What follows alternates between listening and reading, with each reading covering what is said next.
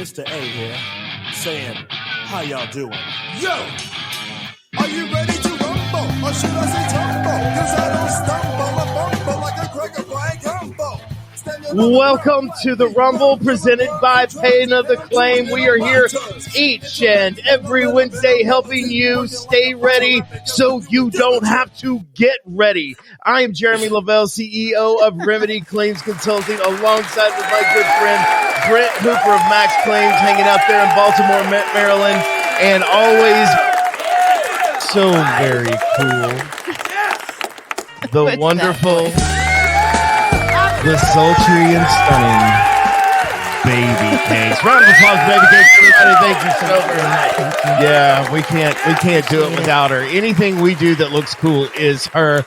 Guys, I want to be reminding you that this is a show. This is a discussion format show. While it is called the Rumble, it is not Brent and I that are in the Rumble. It is you each and every day. The topics are going to be discussed in 3 15-minute rounds. So when you hear this sound, you know that the round has begun. And when you hear this sound, you know that the round is over and we are moving on to the next topic. Well, enough of the house cleaning. Do we have any kind of breaking news? Anybody die? I'm sure someone did. Someone died. Yes. Yeah. Life insurance policies are being paid off right now as we speak. So a quick moment of silence for those folks. All right. That's enough of that. And remember to update your policy. Yes. Make sure that you actually have a policy. Always good to make sure that part of your financial plan is or don't secure. Die. Yeah. There's always that. There we go. Live forever. Yeah, with the advancements of modern medical science, there's no reason to think excuse. that I shouldn't live to be, 140, 145. Yep. So fuck all that. How's your week been, Brent? Good. It was 70 degrees here today, and apparently it's supposed to be like 35 tomorrow, or something like that. I don't know. But busy week. Yesterday for us was like 81 degrees, and today it was like 50 degrees and with like a 20-mile-an-hour wind out of the north. So it felt like it was about 16. That's interesting. It's not that. But I'm a Texas boy. What do I know about being cold? I do. Well, are 40-degree weather swings normal? Yes. I don't know. Texas, I mean, the Mid-Atlantic, we have some really weird weather patterns, but just the I don't know, going from 40 to 70 back to 40, and I think it's supposed to be in the 30s this weekend or something. Like, it just seems very stark. I don't know, but I only notice the weather when it's weird like that, so maybe that's why I'm. Well, yeah, I mean, we're all used to the status quo. So when it's supposed to be hot, we're used to it when it's hot, and when it's supposed to be cold, we don't complain about it too much. But when it's hot, when it should be cold. Like, I've planned for it to be cold. That's the thing I can't. Right. Okay, so it's February 2nd, right? And you're ready. I mean, it's like, okay, we're going to go outside. It's February 2nd. I better grab my jacket, I realize I'm in Texas, so I probably don't need a hat or gloves, but I'm going to go ahead and grab my hoodie, throw that thing on, and I walk out, and it's 78 degrees outside on February the 2nd, and you feel like you could get a sunburn. It is like, good grief, can somebody please make up their mind? And I guess having lived here my entire life, you think I would be used to it, but man, like, I'm a little bit pissed when it's hot during the winter because it's never cold during the summer. I love it would be warm during the winter. I don't know what it is. I just prefer the cold weather. I get so little of it. Brent's probably going, yeah, you should come up here and hang out for a winter and see how much you like it. Yeah. Seriously. Although it's been really mild. But anyway, enough of the weather talk. You want to get into it? Yeah. Well, actually, claims adjusting is one of the few jobs I know that I can get paid for talking about the weather. Ain't that the truth? Today, what we're gonna kind of be kicking around today, folks, is what I refer to as claim meritocracy. And so I have this little saying that I like quite a bit. We take claims based on their merit. And so what we want to do as claims professionals is be the guy that is doing the right thing for the claim. So if the claim needs to be, it just simply needs to be either A, supplemented, B, maybe it does need a public adjuster, or C, maybe it's just ready to go through the appraisal process. And so those are going to be the three different things that we're going to be unpacking today in 3 15-minute rounds. And guys, round 1 starts right after this. When choosing someone to help with your online marketing, make sure you go with someone that has years of experience. Our good friend Sally at Thrive has over 20 years of digital marketing experience. She can build you a beautiful 15-page, sleek, interactive website, post on your social media platforms multiple times a week. She can do a video, an amazing CRM to manage and maintain and nurture your clients, text, email marketing, review generation, a business listing on 60+ search engines, including 3 voice networks, appointment scheduling, estimates, invoices, payment processing, and more. She will also create for you on Google, a Facebook page, in Instagram, Twitter, and LinkedIn. If you need these for your businesses, she'll help you create those pages on all of those sites. If you already have these pages, she'll optimize them for you as well. Call or message Sally today. If you want to get started, you can reach her at 214-789-1651. Again, her name is Sally Brigance. Her number is 214-789-1651. And you'll also get a landing page the day you sign up. When you send her a referral that signs up with her, she'll credit your billing account. Logos are also available, and she also offers a lead generation service and SEO, search engine optimization, where she can guarantee you to appear on the first page of Google or your money back. It is spelled THRYB, and you can find my good friend Sally Brigance, and that's spelled SALLIE. Brigance, BRIGANCE, and she can be reached once again at 214-789-1651. Round 1, supplementation.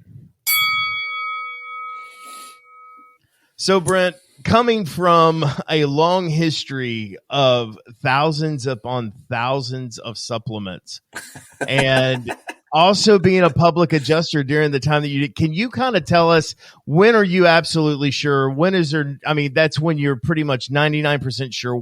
How do you know when it's time to just simply supplement the claim?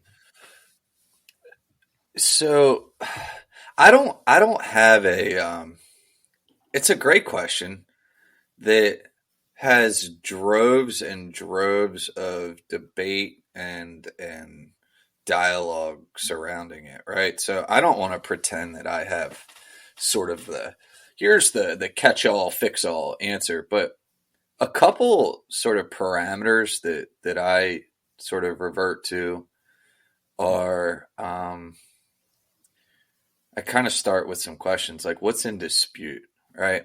So look, you can't answer this question without kind of getting into the UPA thing. And usually when we think of supplementation, we're thinking about, residential sort of storm claims, exterior, minor interior type stuff. That's in my experience, that's the context that we think of supplementation. And so, sure. Yep. With that being said, it's like, when's it appropriate? When's it not?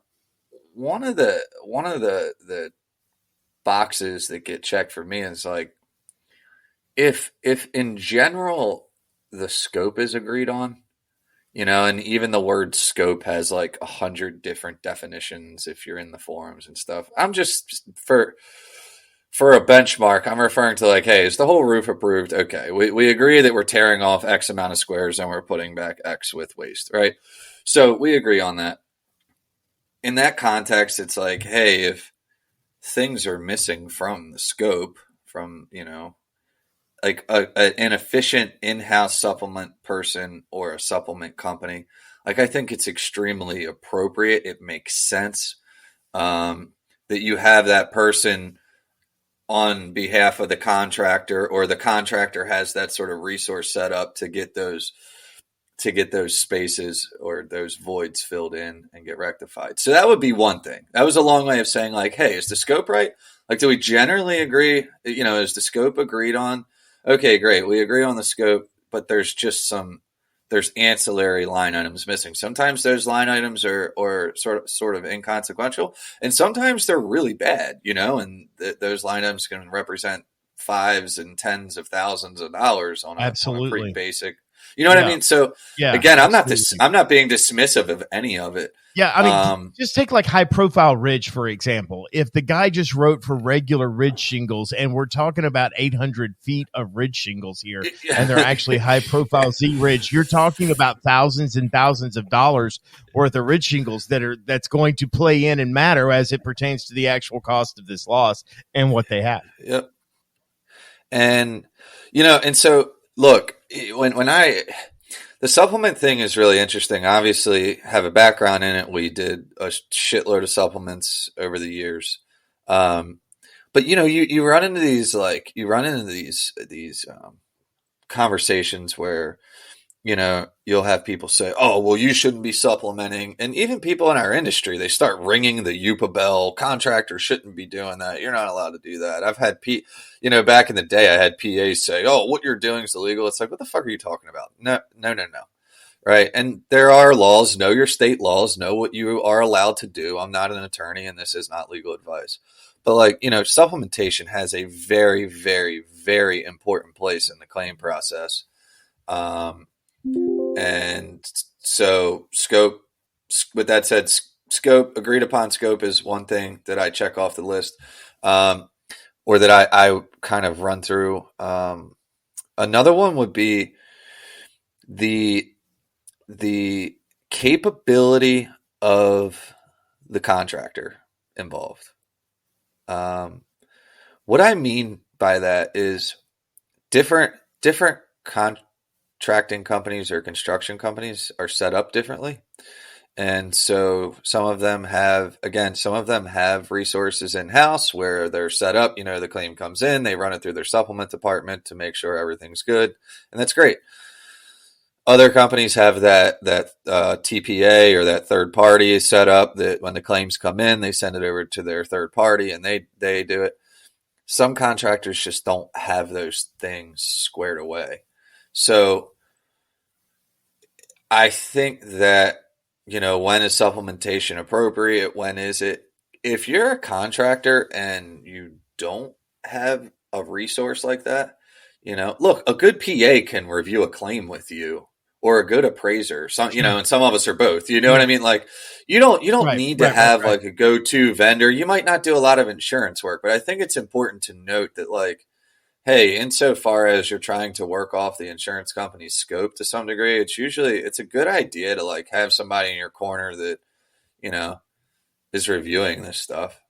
That can kind of do what you and I are doing on this podcast. Kind of like, hey, well, here's what I see. Here's what I don't see. You don't necessarily have to have somebody on your staff to do that, but, so I just kind of want to bring in a little bit of clarity, maybe for a couple of things. And there's a few points that I would like to make.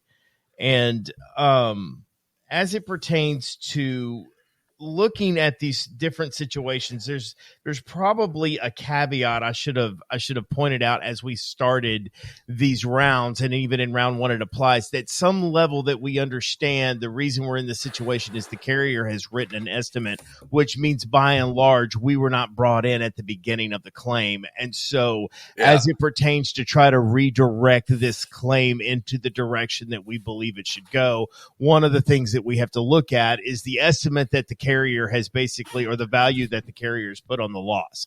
And so we've got to look at, so understanding that we've not been brought in at the beginning, we didn't have the opportunity to absolutely establish a stronger narrative. This is what we're dealt with. So there's a couple of ethical things that I would like to address as it pertains to supplementation. If you are supplementing, this is my humble opinion. I'm not an attorney. I'm not going to tell you when you're violating the UPA law and all of these kinds of things, because I think that there is plenty of places for contractors to either hire a third-party administrator to handle the conversion of their requested supplement into a format that the insurance carrier accepts, and that hoop that they make contractors jump through. It's like, we want an Xactimate. Oh, but by the way, we won't talk to any of your third-party administrators. And so we're just going to make this absolutely, we're going to require all of this for you to even actually talk to us. But when you actually try to pull it off and you get expertise to come in to try and speak our language, we're going to make it even harder for you by not talking to them. So it's like, we appreciate your hiring of an interpreter, but we're not gonna work with them. So dude, I'm sorry to interject, but like, you literally, people, we were providing a heavy amount of supplement services. I would often get asked like, dude, like, what's sort of the hardest part? Like, what's the hardest part of the gig? And you literally just nailed it. The hardest part of the gig is when you run it through the supplementation process, the intake, you put everything together, you get it written up, you get it all packaged up, you send it off to the carrier, and they go, hey, thanks for sending all this shit over, but we're not talking to you. You know what I'm saying? It's like, anything you send us doesn't matter. Despite we that, we're care. like this agent. Yeah, I mean, we're this representative of the contractor, which you agree to talk to, but you won't talk to me. Okay, so I mean, and I don't really want to go to seed on that. Obviously, there's a lot to be unpacked there, and I'll let Brent take that. But the other thing that I want to look at as it pertains to supplementation is the misuse of supplementation. That I don't think I can talk about the proper use of it unless I kind of address the misuse of it. I'm going to give you an example. It is going to be hyperbolic, and I hope you understand what I'm saying. Is that you look at an estimate and you realize that it's got gutters on it, and there was no allowance for the detaching and resetting of undamaged gutters. There was no allowance for that. You can't remove and replace the drip edge, whatever the case may be, and you send it in for supplement because you simply know that you can get more money. You simply know that you can get more money, so you're running it through the supplementation process without any intention whatsoever of actually performing that. You just know that the money's available. It's not very scrutinized, and so you decided that you were going to supplement for more money, and you didn't need it. So I've got a real problem with that. I don't think that is the most honest thing that you can do, and if you need money to do something, then by all means supplement for it. The other thing that I would like to add is for all you new public adjusters out there really trying to break your teeth on how the claims process works, a great loss leader for guys in business is to learn how to supplement some of these claims, because it will not only teach you the claims process, it will also help you learn how to support and negotiate a file properly. And those things are all incredibly valuable. And so please don't misunderstand me. When it is time to supplement a claim, you absolutely should supplement a claim. And I'll pass it back to Brent for your thoughts on that and see what you think about that. I have absolutely zero counterpoint. That was very well said. I do have something to add, though. The supplement process is also, in conjunction with everything you said, it's also a great way to get some basic sort of construction, get a lot of reps in, kind of learn the lingo, you get hooked up with a couple contractors that have a nice process, and it's like running a supplement on an exterior claim is like a microcosm of everything. Like you'll learn how to sort of document and submit claims, and like you really just kind of learn. We always say the process. We beat the shit out of that term, but right. Each little step, you know what I mean? The estimating, you'll learn some of the construction lingo, how the shit goes together. You'll see different roofing systems, and you really do learn a lot. And again, you get dialed in with a couple contractors that do a fairly decent volume, and you're going to get the reps, and you'll get them fast. So I think there's a lot of value in that. And last but not least, if you're a newer PA, there are a lot of, pretty well-oiled restoration companies out there, and they're happy to teach you stuff too.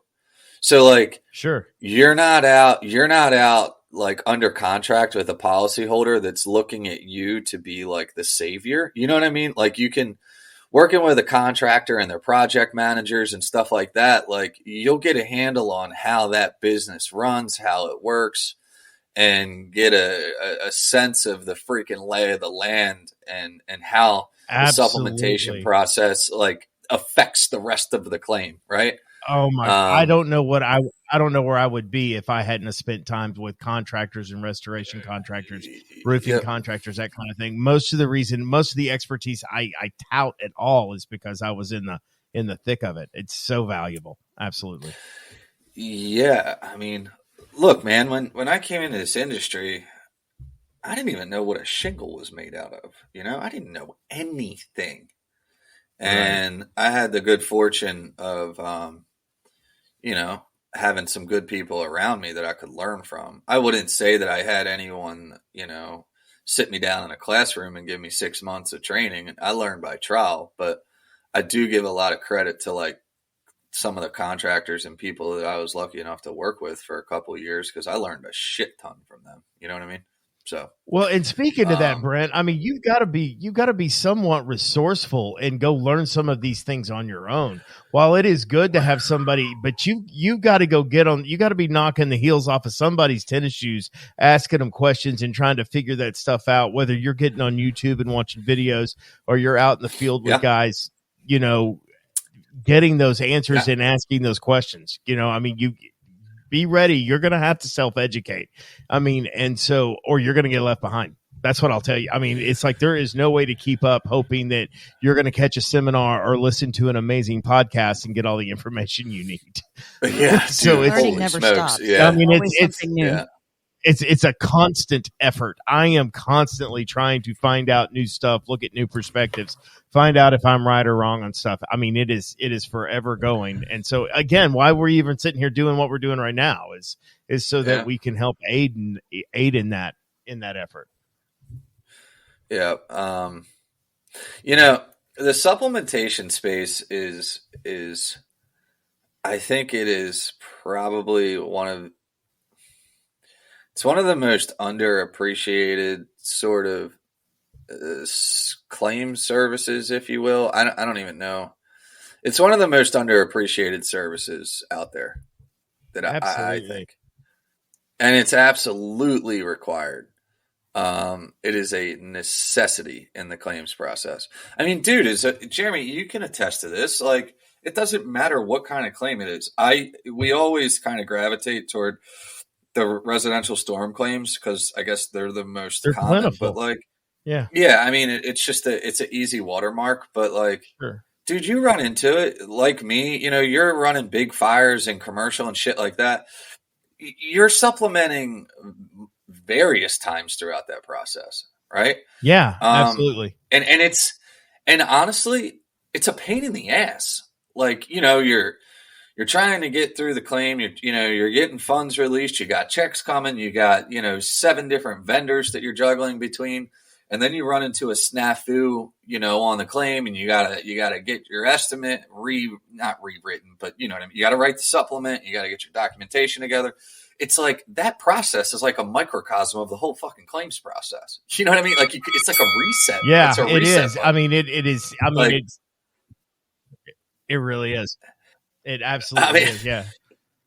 So it's like you go through it several times. And I mean, just because you're done with the one, and I'll tell you, man, as much as, and I'll tell you, there is all kinds of effort to do it once, and then if you do it more than once, there is all kinds of effort for it to be the last time. Are you sure there's nothing else? I'm not going back again. I'll tell contractors that all the time. It's like, you better figure out how to get it done with this, because I ain't asking again. I am not asking again. I kind of made promises, and I mean, and if you're going to have to ask for even more, you probably should have looked into what we're going to be talking about in round number 2, which is public adjusting. But first, we're going to talk about, but first, before we get into that, round 2 starts right after this. Advocates United is back in Dallas this Friday, March 3rd at 6 p.m. at Dave & Buster's. Look, guys, there's 2 ticket options here. $45 general admission ticket gets you a digital copy of the Commercial Claims Advocate Public Adjuster Handbook, along with admission to the event, and a $95 VIP ticket not only gets you a copy of the handbook, but it also gets you a t-shirt and access to the after event with a meet and greet with all the speakers. I'm going to be there. Vince Perry, obviously, he is going to be there. I'm excited that Matt Mulholland is going to join us, along with Steve Patrick and the contractors coach, Jim Johnson. You do not want to miss this event. I am looking forward to seeing each and every one of you there. Boy, I hacked that to shit, Yes. didn't I? I tried. I really did. So, I'm still proud of you. all right, round 2, public adjusting. When you like getting involved, why do you need to be hired, Jeremy? You're a public adjuster. You're a big bad public adjuster. I don't know about big and bad, but probably more bad than big. But I mean,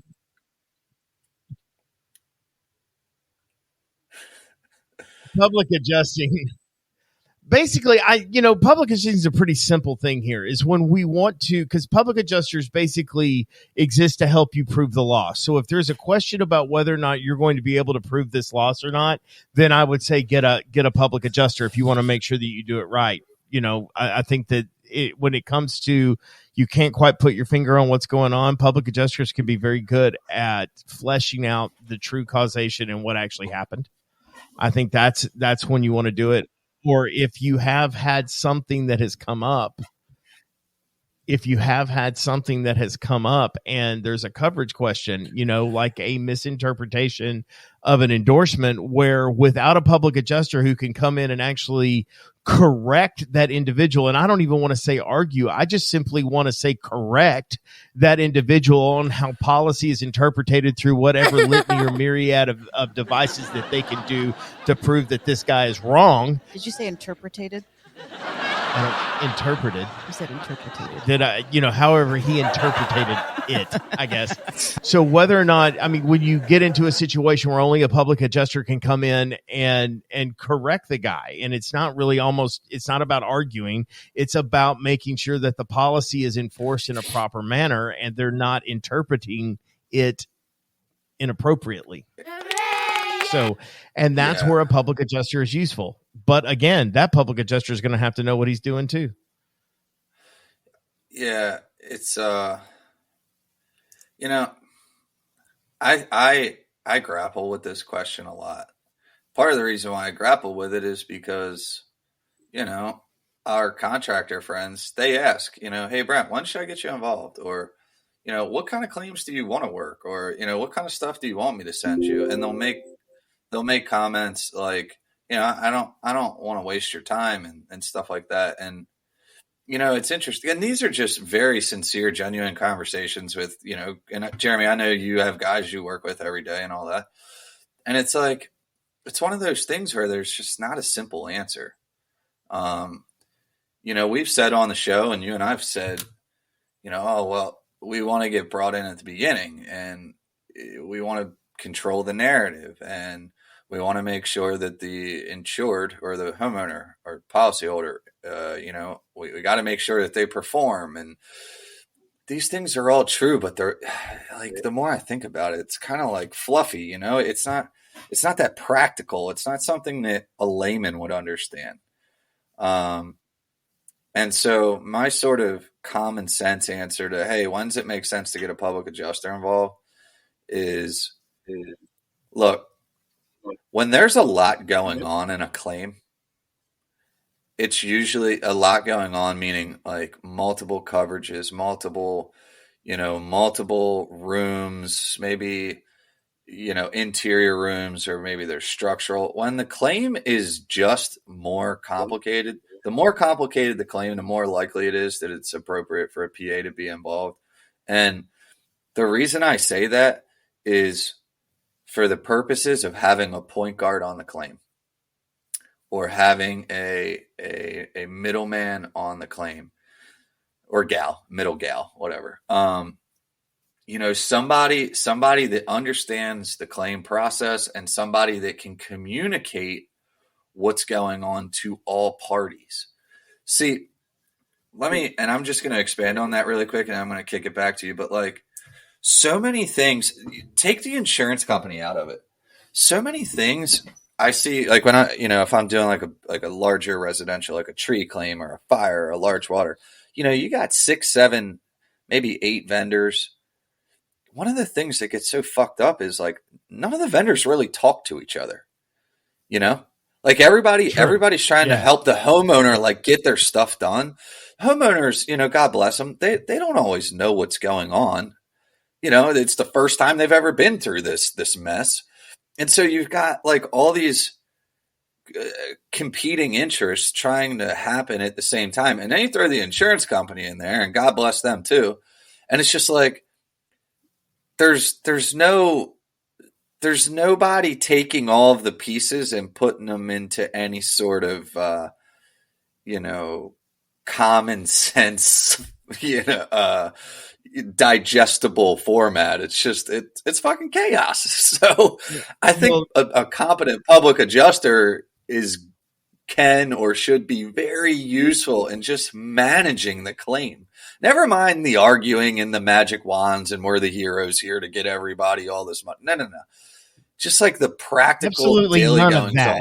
Absolutely none of that reason. You know what I mean? Like I am telling you, absolutely none of that. I mean, just because I think I can come in here with, growling and snarling and showing all the different things I can do, and I'm going to tell this desk adjuster what's going on, and I'm going to rip him, a 3-bedroom, 2-bath, double wide asshole, and I'm going to show him what for, and I'm just going to rip him up. He ain't ever seen anything like the likes of me, and I'm going to turn it loose on him. Frightening as shit.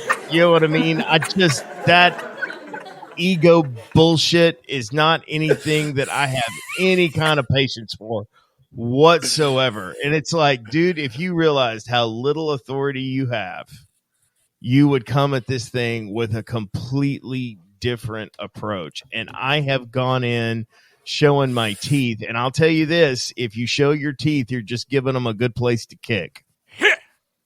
Yeah. And I want to be honest with you about that. Now, so go ahead, Brent. I'm sorry. I'm done. Oh, I was going to say, that's look, public adjusters, and I'm qualifying this with competent public adjusters. They're a great accountability measure, right? They're a great accountability measure. And I know it sounds, you and I beat this to death, and sorry to the people if you're sick of hearing it, but that accountability measure falls under the umbrella of like controlling the narrative. And when on more, I guess, nuanced claims or complicated claims, it doesn't take a whole lot for the narrative to get out of whack. And then you end up stepping on a landmine. And by you, I mean like any contractor or the homeowner. It's like you're chipping away. And then all of a sudden you run into this snag in the claim, and then everybody's looking at each other like, well, what do we do?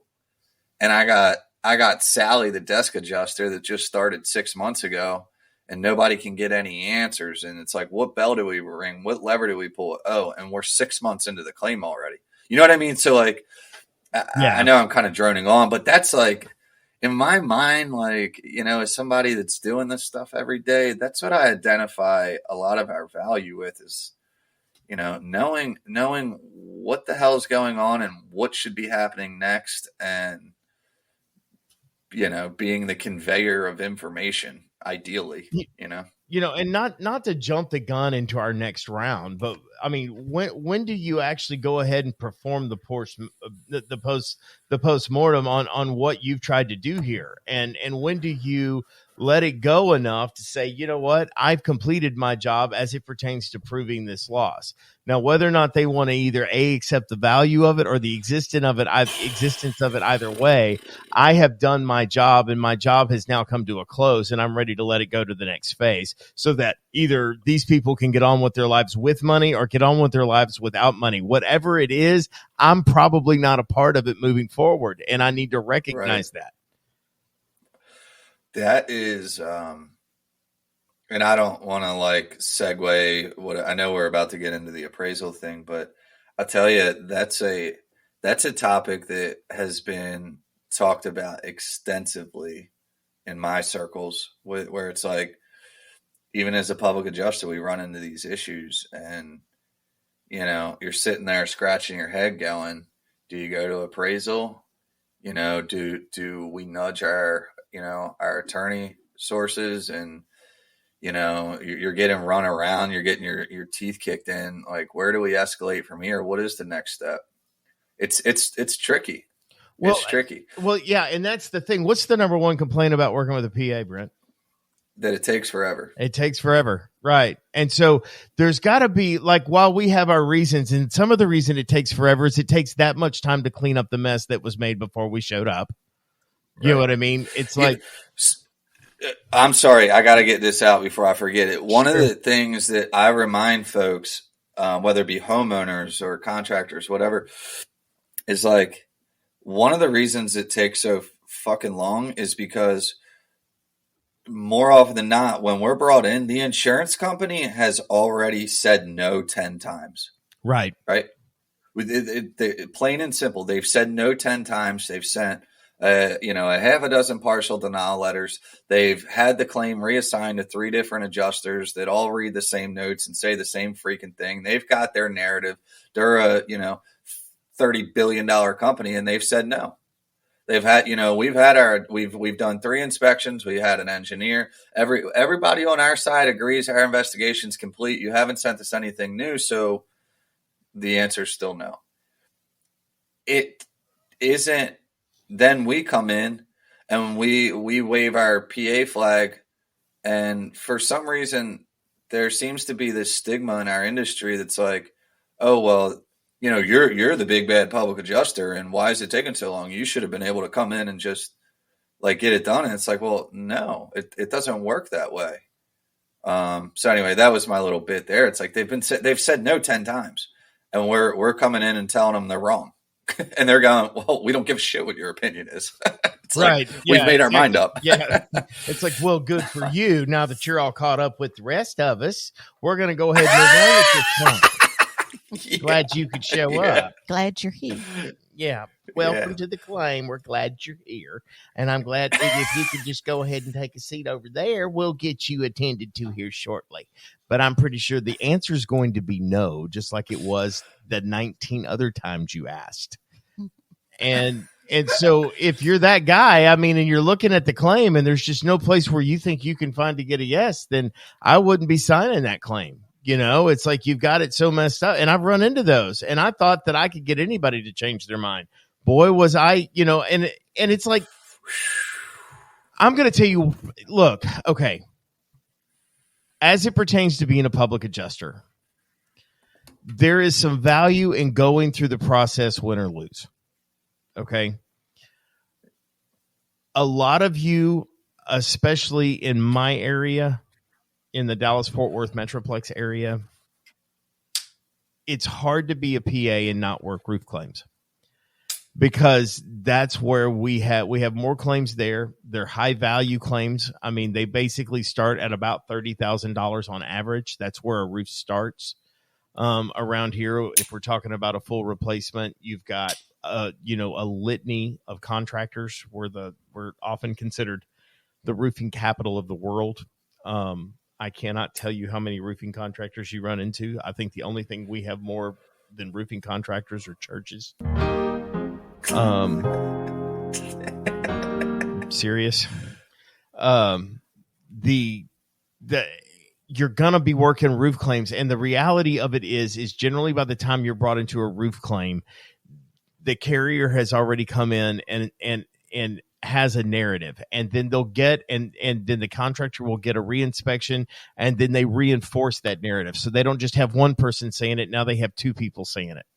And then they disagree again, or then they get a third person, and then it may be an engineer. And so you're asking one PA to refute what four other people have said and agreed on. Some of them have degrees in the area, supposedly. For whatever that is worth or isn't worth, the fact that you have to go in and absolutely discredit all of those people, discrediting one is easy. It's like, did he check the policy? Was he given a copy of the policy? And in the world of sending out your roof inspection services or independent adjusters who are no longer given the policy or any kind of authority, it's a real quick question. It's like, why would you send someone to investigate a claim that has no idea what the coverages are? You know what I mean? And that's how you discredit it. You know what I'm saying? So it's reasonable to think if he didn't know what was covered, he had to make some assumptions. Some of it may not be, some of it may be. We can't use his estimate. We can't use his report. So I've just discredited the one guy real easy with that one simple question. And so now we can start from ground zero and basically at a level, yes, the claim does start over again. Essentially, we have to start the claim process over again, and that's because it was mishandled from the beginning. And most commonly, carriers love to mishandle claims by getting it out of order, believing that they're the ones that set the value of the loss when they're not. Yep. If they would just require that the insured fulfill their responsibilities after a loss as it pertains to the proof of loss, this could be avoided. But when homeowners do that and they learn the process to set the value of a loss and the carriers no longer get to be able to do that, the cost of claims go up. So when you have right now national averages of claims between $17,000 and $15,000, those are all lowball numbers.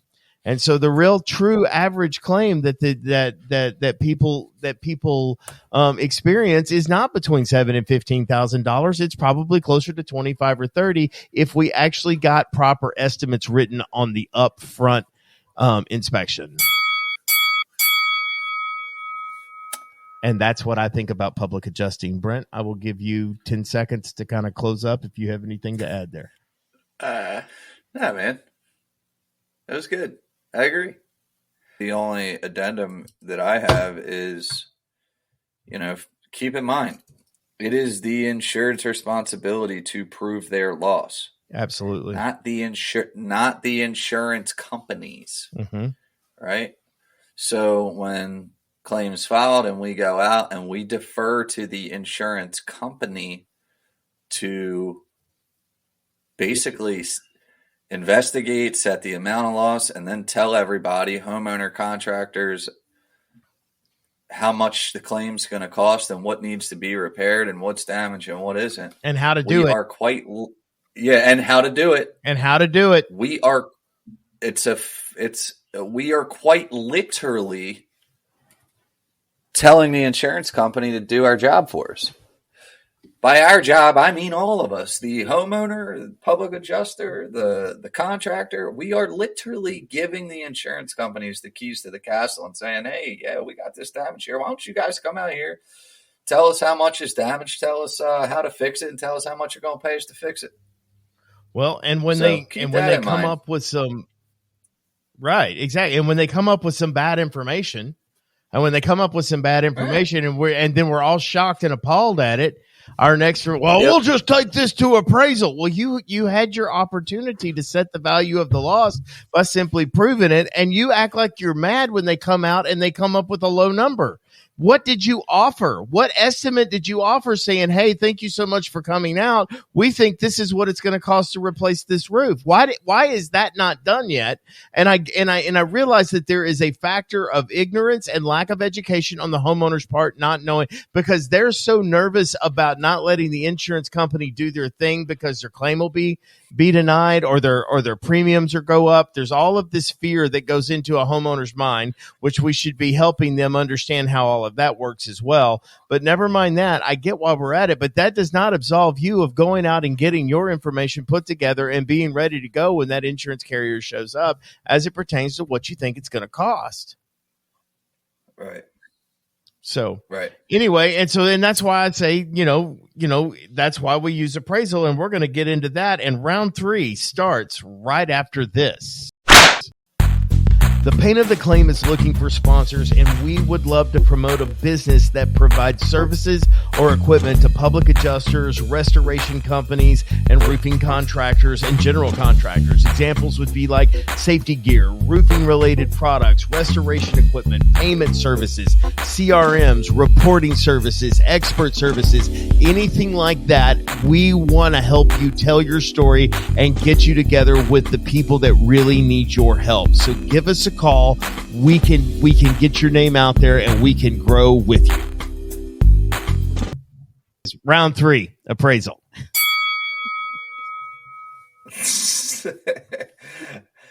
How do you feel about appraisal?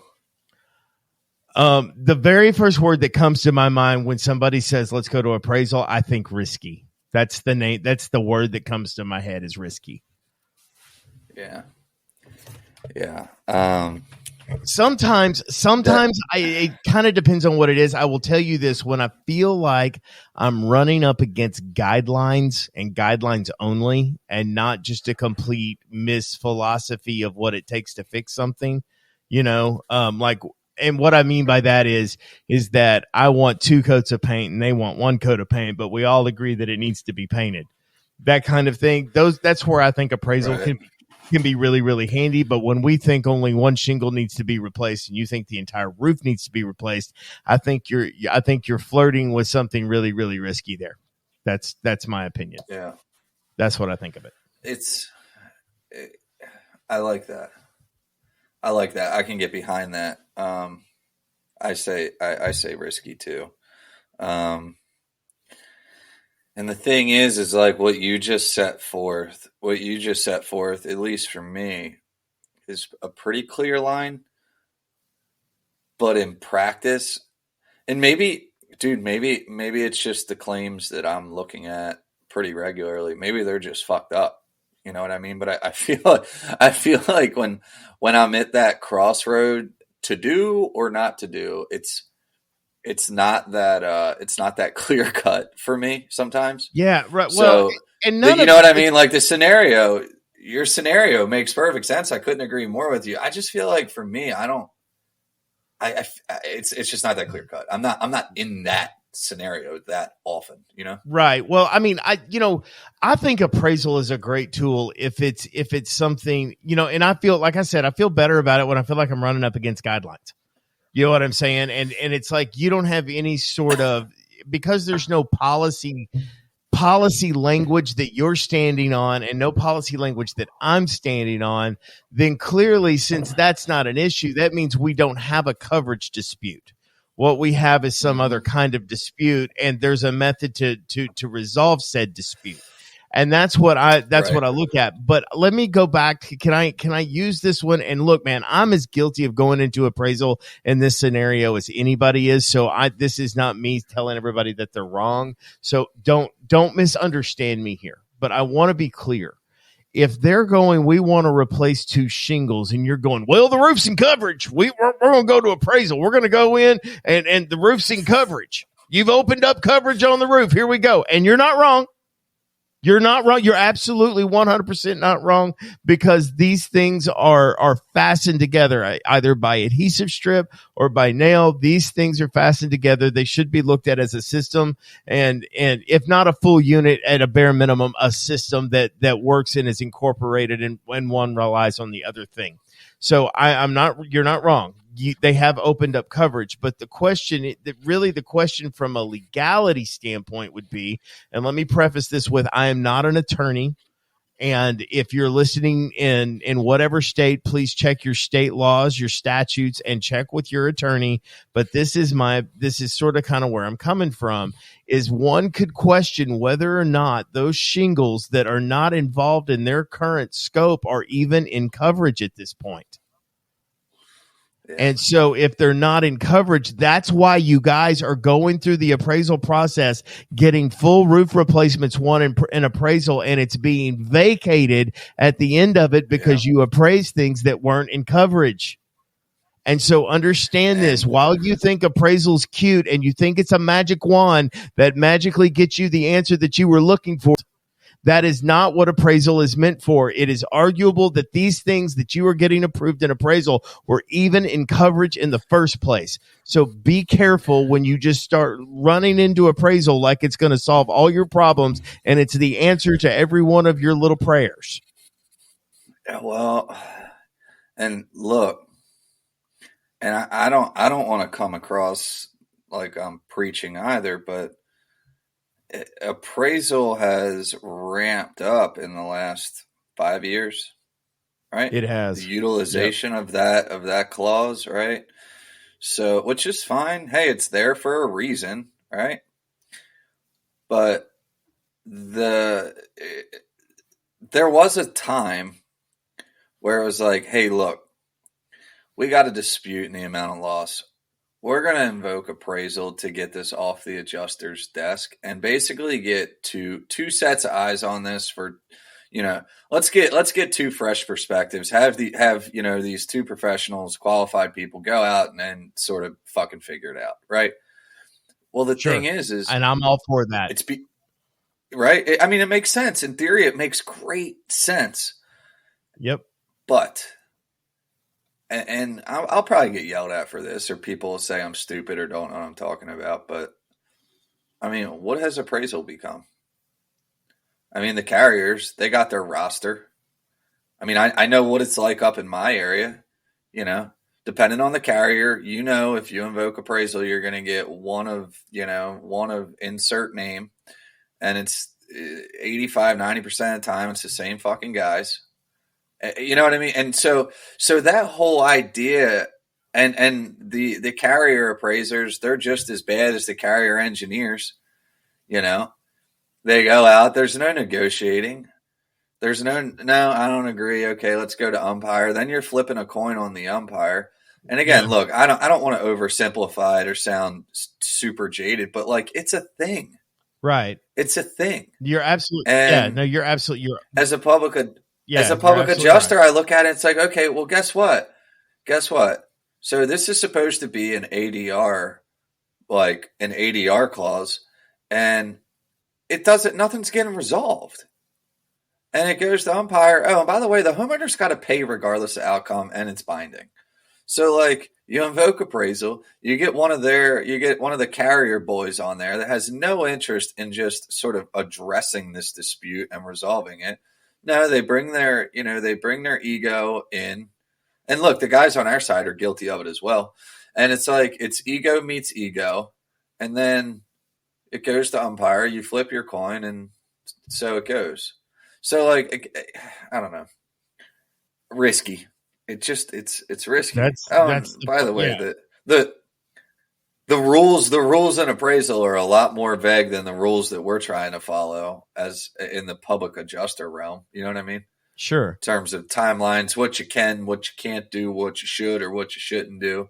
Everybody presumes to know, but like it's I don't know.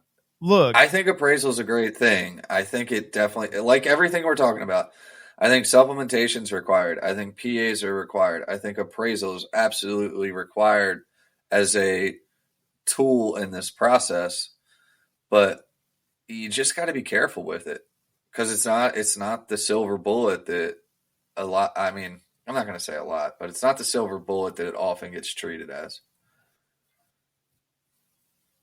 It is not the magic wand, the silver bullet. I appreciate that appraisal really helps when you're running into guidelines like we don't replace flashing, that sort of thing. And those are things that you can get achieved in appraisal. I appreciate those things. Things like overhead and profit that in some appraisals, depending on the appraisal clause that you're working under, overhead and profit can't even be discussed in appraisal because it's, while I do believe it should be considered as part of the value of the damage, it is not part of the actual value of the item that is physically damaged. You know what I mean? So if you're looking at one damaged shingle, the overhead and profit of said shingle is not really appropriate here. because you're applying overhead and profit to something that we're not even sure is completely and totally in coverage yet. And so I understand why overhead and profit is not really an argument as it pertains to the value of the damage that was done. Not just the cost to repair it, but you're looking at the value of the damage that was done. So, and Right. that's how you're sort of addressing that thing within a vacuum. And there's some clauses out there that make you address the damage sort of in a vacuum without all of the other stuff around it. So, and that's why you're not to discuss that or look into it. It's like, what's it going to take to fix this damage? Overhead and a profit and all that kind of other stuff, whether it matters or doesn't matter aside. Now, there are plenty that do not outline it. It's that one paragraph clause. Should we disagree? You pick your guy, we'll pick our guy. And whatever they come to is what the loss will be. And so in that situation, argue away, bring it up. All of that is in fair play. But again, I would say if you're in appraisal, before you invoke appraisal, you might want to read the appraisal clause and at least get your hands on that. I would tell you to do that. If you have a competent appraiser, a guy that you like to work with as it pertains to this, but I would say that you don't really need to be walking your appraisers through the loss, other than the facts of the loss. Storm hit on this date, hail was this size, here is this is what our estimate was, that kind of thing. And all of that information that is passed on, he goes and looks at it. If he agrees, whatever the case may be, all of us kind of want a good outcome for the homeowner. We want them to get what they're owed. And by and large, I understand why we find ourselves in appraisal more often than not, simply because it doesn't matter what kind of proof we provide them. And so the carrier has created sort of that monster, I believe. It's like when we provide you proof and we give you all the evidence you need to extend coverage, and you find some reason like ground shifting or wear and tear as a reason to not cover a loss, that's why we find ourselves in appraisal often. Right.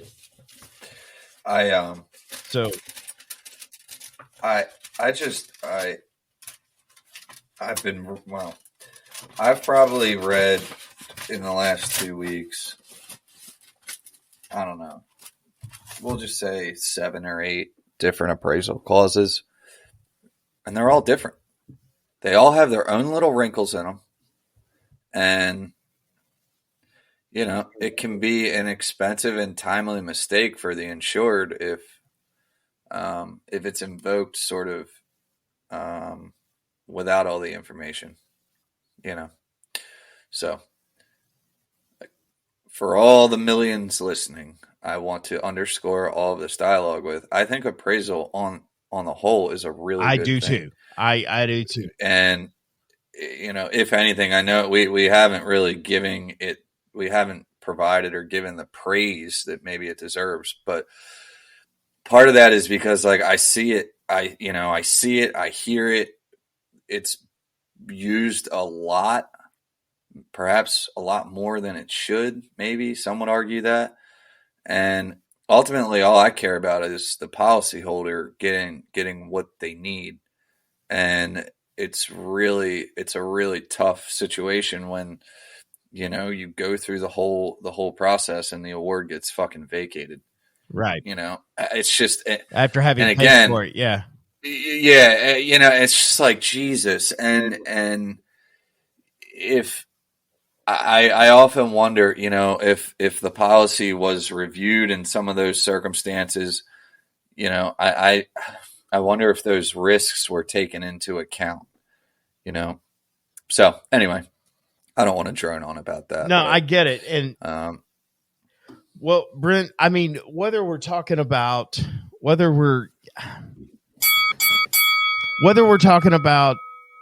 supplementation or appraisal, or when to PA it, or when to let go of it, when do we kick it to legal, and all of these sort of different things.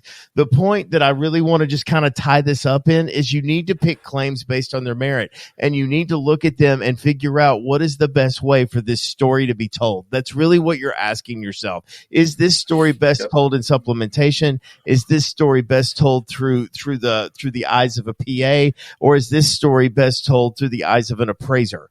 And so when you ask yourself that is how you look. And if you can't help in any of those reasons, then that's where you don't take a claim. That's where you step aside and maybe let somebody else that has the ability to take it on to the finish line. Maybe this is one of those situations. I have looked at something, and even before the ink was dry on my contract, I had a sneaking suspicion that it was going to go to litigation. But I knew that a public adjuster was going to have his work product in there before it was ever ready to go to litigation. And so I knew exactly what I had to do to get it done. And so I go in there, I prepare the expert report that is going to be required anyway. I then submit it to the insurance carrier to give them the opportunity to do the right thing. Then they deny it. Now it's ready to go to litigation. We have gone through the claims process as it pertains, and I'm going to hand it off. I see that a lot. I really do, especially in larger losses. And you know, I know how this thing is probably going to wind up, but it doesn't change the fact that I still have to go through my due diligence. And that's what I would encourage you to do, is put this thing through some sort of due diligence as it pertains to the best possible outcome at the best value for the policyholder. And that's the end of my soapbox there. And Brent, I'll pass it to you for any final thoughts. That was pretty good. That was pretty good. I don't know that I got much to add to that, brother. I don't know that I have much to add to that, which is a really uninteresting comment. But do your due diligence. Yeah, and guys, I want to encourage all of you. You know, appraisal is there to be used for what appraisal is there to be used for, and use it within its purity. Try to approach it with its purity, and not just so that it defends some sort of promise that you made at some point in time. So use it for what it's supposed to be used for, not to make you look good. So, and I'm sure none of the people that listen to this show would ever do that. No. But, you know, if you know somebody, maybe you'll share this episode with them. I think so.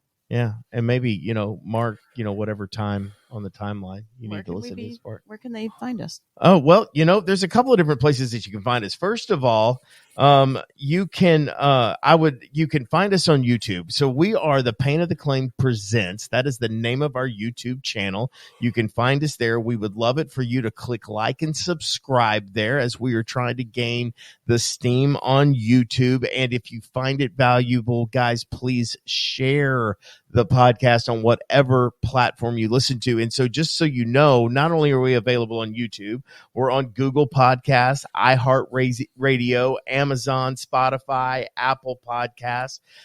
You can also follow us on Instagram and TikTok, and we always have a discussion on our Facebook page. On the Pain of the Claim Presents, usually we'll put up an episode to let you know that the episode is out, and then the discussion is there for you guys. And so I am going to go ahead and sign off. We will be back here next week with another episode of the Rumble presented by Pain of the Claim, guys. So you guys, in the meantime, stay ready so you don't have to get ready, and we will see you on the next one. Ready to ram you like the fire slammer jammer. Yes, we're coming up, don't even try to diminish it. I won't start it, but I damn sure will finish it.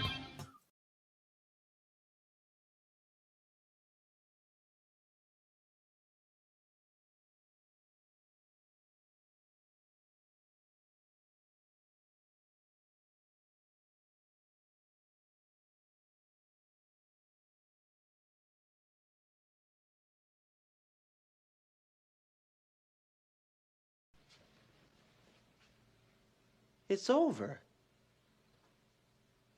Go home.